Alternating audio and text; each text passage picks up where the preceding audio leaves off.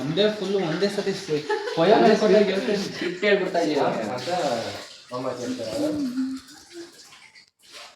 ನೀವು ಬಂದ್ಬಿಟ್ಟು ಗೌರಿ ಇದಾಳೆ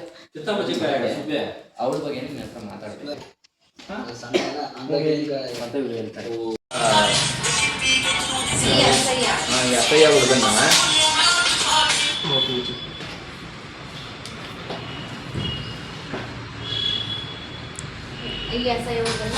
2 ವರ್ಷದಿಂದ ಬ್ರೋ ಹಾಯ್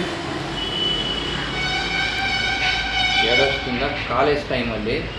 ಅದು ನಂದೆಲ್ಲ ಟೀ ಕುಡಿಲ್ಲ ಆಮೇಲೆ ನಾನು ತಿಳ್ತೀನಿ ಮಚ್ಚ ಟೀ